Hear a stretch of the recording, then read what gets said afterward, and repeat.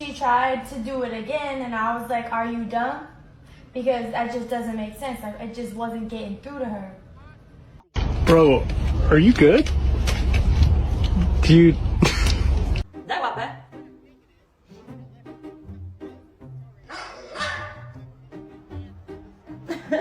No, you're not getting dinner.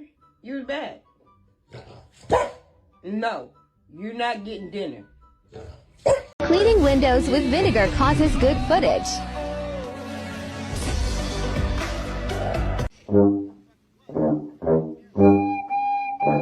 Leave me alone. Leave me alone. Leave me alone. Leave me alone.